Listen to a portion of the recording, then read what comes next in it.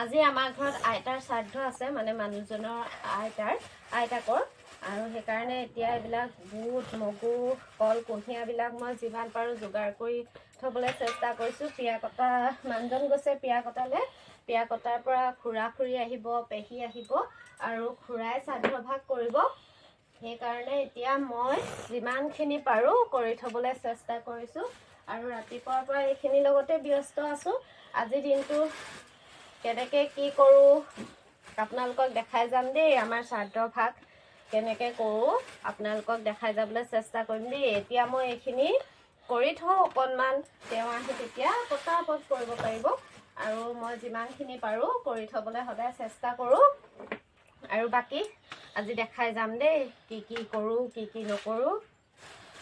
সকলো লাগিব, সেইকাৰণে এয়া কাঁহীখনত এনেকৈ চাউল দি থৈছোঁ। কিমান লাগে কি কথা নাজানো বাৰু, তথাপিতো এনেকৈ দি থৈছোঁ, তেতিয়া সোনকালে হ'ব।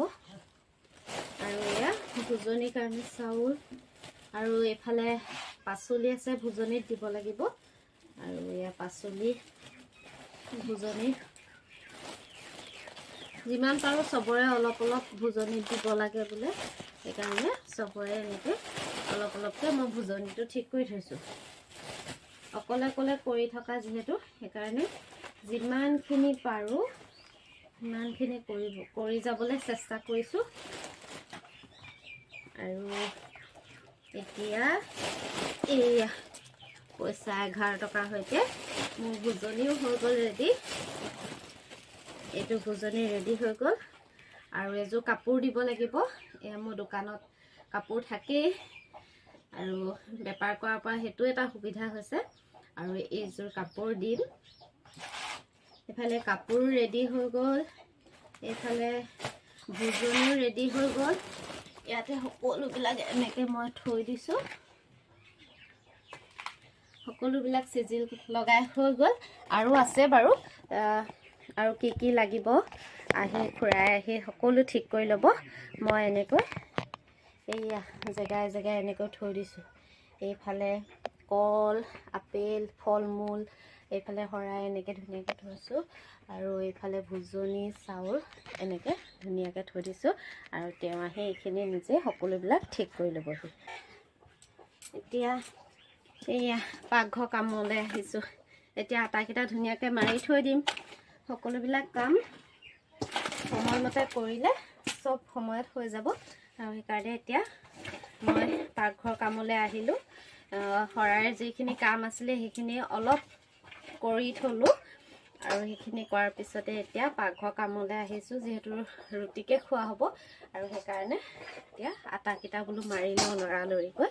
পাকঘৰৰ কাম কৰি থাকোঁতে আকৌ পিয়া কটাৰ পৰা আহি পালেহিয়ে মানুহজন। এইফালে আহিলে খুৰা খুৰী পেহী, আৰু ঘৰত সোমাই নবৌ কানুকো একেবাৰতে লৈ আহিলে। সকলোবিলাক আহিলে, মই লৰালৰিকৈ ওলাই গৈছোঁ, আৰু আহি পায়ে খুৰা ৰৈ থকা নাই। যিহেতু দিনটো ছুটি, সেইকাৰণে খুৰাই শ্ৰাদ্ধ ভাগ কৰিবলৈ আৰম্ভ কৰিলে। যা যোগাৰ যিমান পাৰোঁ কৰি থ'বলৈ চেষ্টা কৰিছিলোঁ, অকণমান হ'লেও সহায় হ'ব বুলি, আৰু সেয়েহে খুৰাই লৰালৰিকৈ আহি শ্ৰাদ্ধ ভাগৰ কাম আৰম্ভ কৰিলে। আৰু এইফালে আমি পাকঘৰৰ কামতো লাগি গ'লোঁ গোটেইকেইজনী।